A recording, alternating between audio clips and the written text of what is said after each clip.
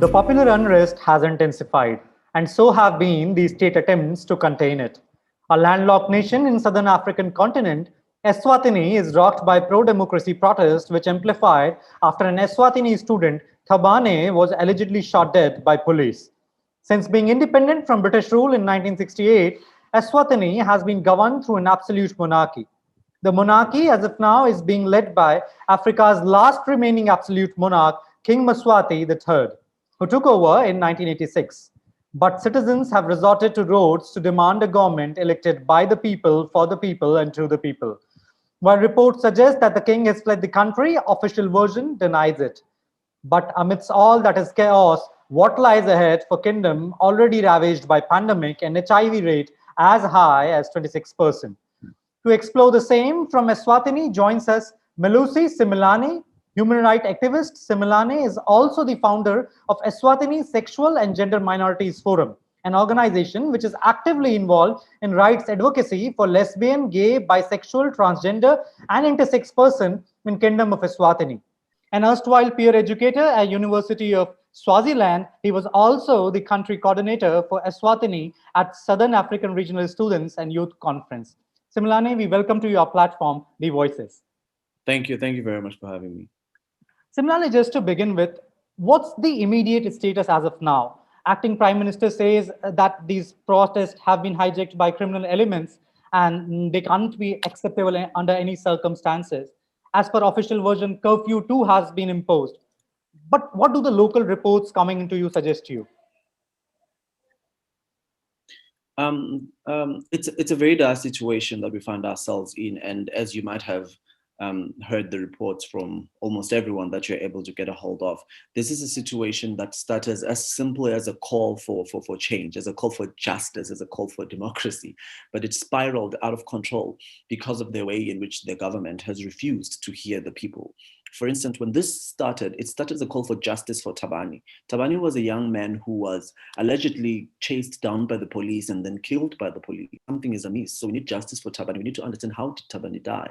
So eventually the government listened and then instituted a commission of inquiry. So it was a very big movement from university students because he was a law student finishing his law degree at the university. So what happened that weekend was the family held a memorial for Thabani. And at that memorial, again, these students came to show their numbers, to show their support. It was at that memorial that the police decided to come and disperse everybody. Imagine firing tear gas and firing rubber bullets at a family who's mourning the loss of a child who is allegedly has been killed by the very police. And they dispersed those crowds with tear gas. It was painful, painful scenes. And the young people said, but this is the problem that we are talking about.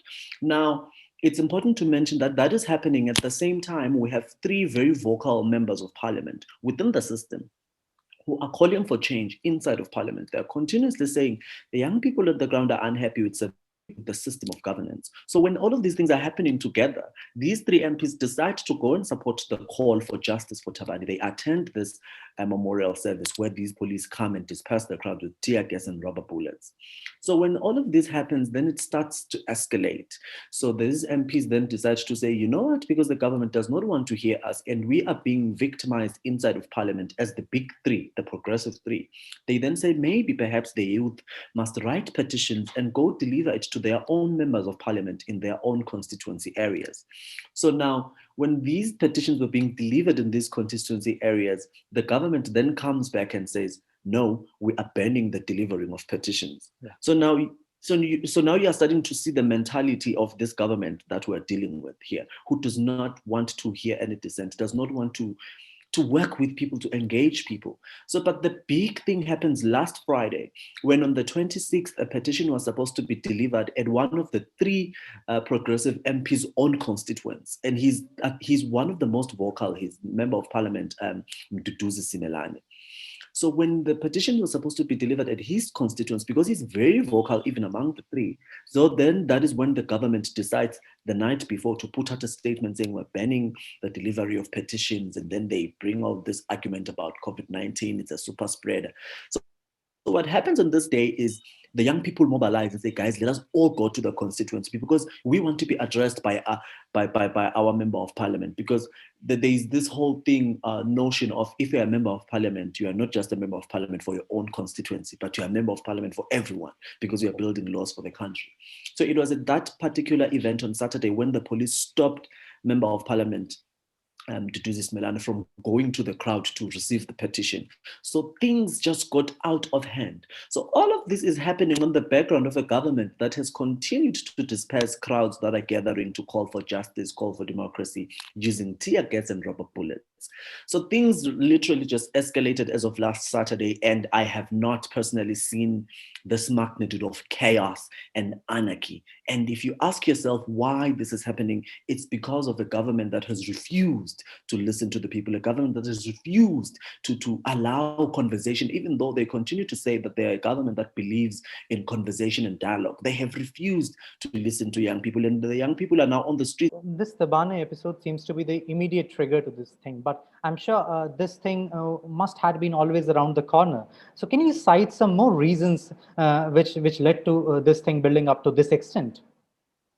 So you will have to go into the history of this country. When we got our independence in 1968, we had political parties. There was a constitution that was left by the British. But it was in 1972, I believe, when during an election, the King's Party at the time, the former King's Party, lost only one seat in parliament, where another party got a seat into that parliament. And the king at the time felt a threat because remember, the king had a personal favorite political party, which was called Imbokodo.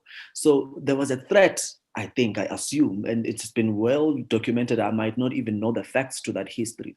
But what then happened subsequent is that in 1973, King Sobhuza II decreed that he's banning political parties, he's revoking the constitution.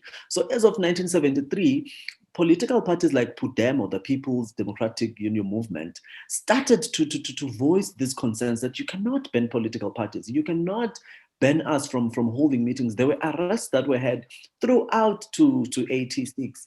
And when I believe that was when the new king became the king. And when he became king, he then reiterated the decree of 73. So this all happened up until 2005, when we finally had a constitutional dispensation.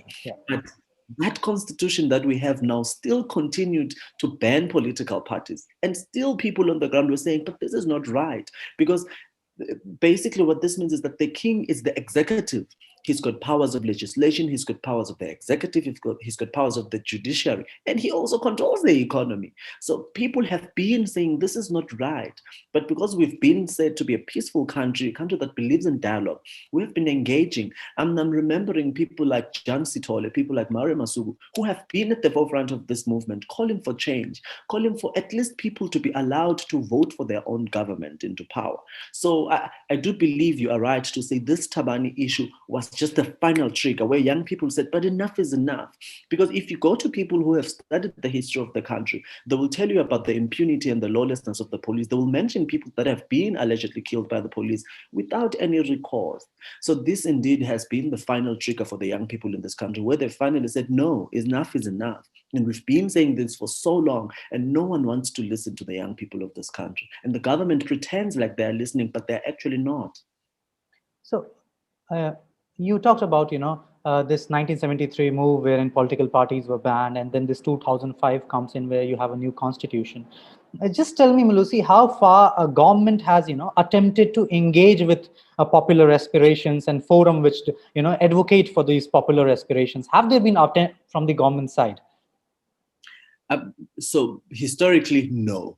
But currently, we are now hearing the government saying, yes, let's engage. So the acting prime minister, I think yesterday, released a statement where he said, well, we are hearing your concerns. We are going to have conversations about this. We are going to, but this is a little too late, because they are the very government who, to begin with, did not want to hear anything about this. That the very government who said we're banning political parties, the Speaker of Parliament even said inside Parliament that petitions they are a disgrace to our system of governance. And so this is just the mental state of this government that we have that's so condescending. And after the statement from the acting prime minister yesterday, the eldest daughter to the king, who is actually the minister of ICT, went on radio, the national radio, and said that, well, they apologize, they understand that they've taken so long to hear the people's concerns. But that is so annoying to a lot of people when it is their government, when it's her father who has continued to plunge this economy. And she was talking about how this carnage is now destabilizing the economy of this country. So it's been a very dire situation. And I must say, we are not all afraid of getting out of our houses because there's chaos outside. Now you've got, but I can't say people are hungry. People are unemployed because this government has continued to act with impunity and not create an enabling environment. That was very funny yesterday is that he said, well, because of COVID-19, can we please deliver the petitions via email? They actually created an email under the government domain. It's petitions@gov.sz. And the funny thing is people were saying, but we are trying to send an email to this email. This email doesn't exist, it bounces. I haven't tried myself because I don't want them collecting my data. But I have found that people are saying this email did not exist, number one. But number two, how do you say we must submit petitions via email and then go back and shut down the internet? Right. And then how does the eldest daughter come on radio and say they apologize, they understand, and then through the night start shooting people? But I think we've been taken for a ride for so long, and now it's time that people just stood up and said, no, enough is enough. And we need a government of the people, and that's all we're asking for. Okay, so what you are basically suggesting is that government have extended the opportunities of engagement, but they are just the momentary reaction to the flare which is around, and not Absolutely. the real-time engagement, intention of real-time engagement. Okay. They are trying to cover their tracks. Okay. So Melusi, moving ahead, you yourself have been involved in an advocacy for one such cause which comes in right for LGBTQ community. And given the context of Pride Month, tell us what inspired you to start this Eswatini Sexual and Gender Minorities? So we started because we've been working in the movement for so long, where we were working, but only with HIV, because, HIV has been so bad for the LGBT community across the world. And with support from organizations like PEPFAR, we've been able to sort of bring services closer to the LGBTQ community when it comes to HIV. But unfortunately, using the language of the World Health Organization, it does not necessarily cover the LGBTQ community, but it covers specific communities within the LGBTQ because of the behavioral patterns that are described and prescribed by the World Health Organization. This includes men who have sex with men, transgender women, sometimes female sex workers, and the list goes on and on. So when we were doing this work very, very successfully, I then and myself and other colleagues decided to say, but this is good, this is okay, this is progress, but we need to start having a conversation broader than this, because we cannot reduce LGBTQ people to just sex and HIV. We are bigger than this. We want to participate politically. We want to participate in the economy. We want to participate in a lot of other issues as LGBT people, because we want to integrate into society. So then we decided, because there is no organization that is registered purely to be an LGBT organization that advocates on human rights for LGBT persons, then we came together, we founded this organization. It was when we went to register the organization with the registrar of companies that we are actually told, no, we can't register. So they wrote us a letter. I will send you a fact sheet about this case, where they wrote a letter to us to say we can't register because we're an LGBT organization. And then they started to quote the colonial common law offense of sodomy, something that is just there. They're not even arresting anyone with that common law offense of sodomy, but they keep on using this colonial common law offense to limit us accessing services, to limit us enjoying our freedoms and human rights. So we then decided, well, we must bring this matter before the courts so that the courts can adjudicate if indeed we do not deserve to enjoy our human rights just because we're LGBTQ people. So to this day, we've been waiting for a judgment on that. However, the organization is continuing to work. We're continuing to advocate for change. We're continuing to work with community structures in the rural areas where we are saying we need to understand that there are sexual and gender minorities that exist within our society, and we need to find a way in which we can work together, because all we are trying to do is to build an Eswatini that is conducive and enabling for everyone. So as of now, government hasn't taken any steps to, hear these concerns of the LGBTQ community. No, absolutely not.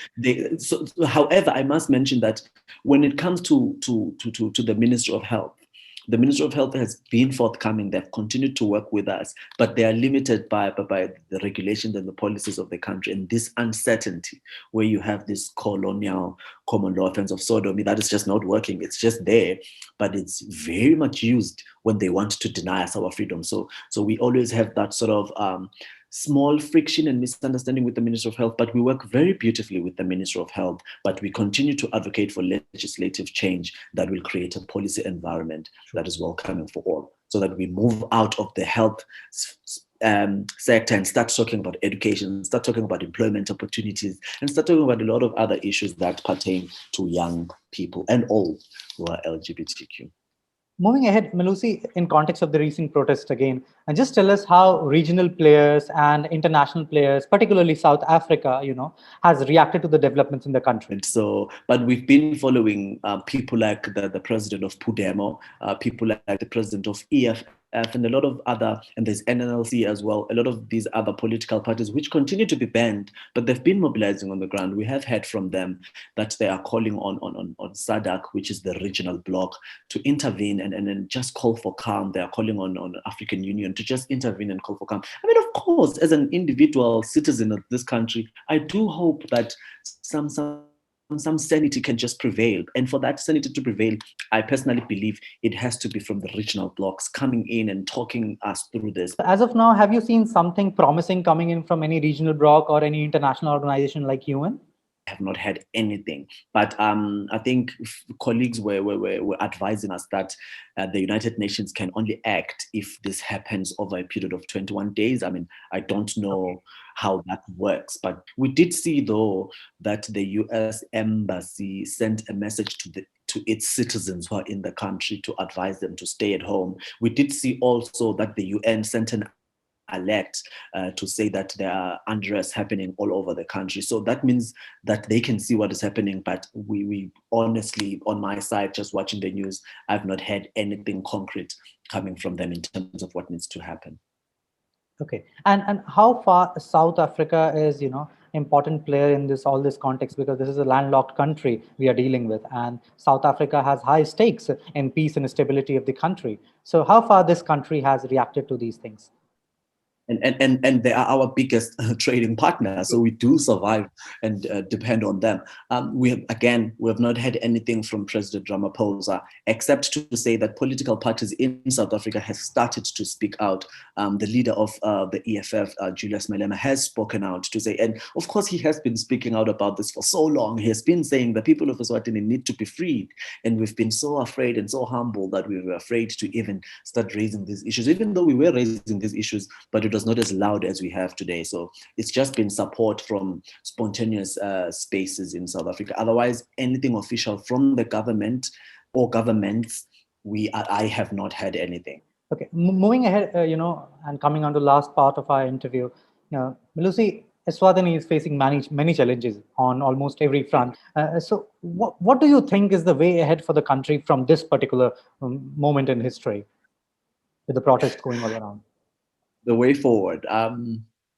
Some might say it's a little too late for conversation. Some might say that. Some might say the king must come out and invite us onto the table and say, guys, I get it. I'm going to move away from that. Because one thing that you need to understand is that we do not want to do away with the institution. I mean, maybe some people are starting to feel like maybe we must do away with that institution. But I still believe that socio-culturally, we still want that institution to exist. But what we do not want... monarchy?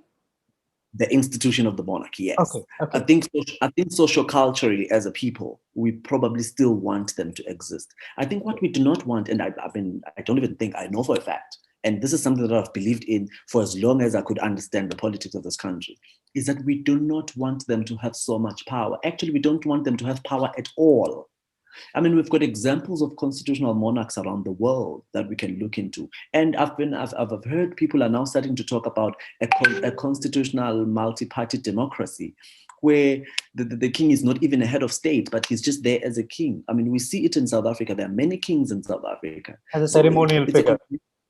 Exactly. So we need to have those conversations, and they need to allow us to have those conversations. But at this rate, it looks as though people are now going to go for the jugular and start calling for a republic because they are relentless. So what you are suggesting is that people would like this institution to stay just because socio-cultural practices around the country, are in harmony with this particular institution. But still, things have gone too far out of control now. But they must remove themselves from the politics at all, completely. They must remove themselves from the politics. Thank you, Melusi. It was really nice interacting to you and this exhaustively on this particular aspect and developments in Eswatini. The Voices really thank you for your time. Thank you very much.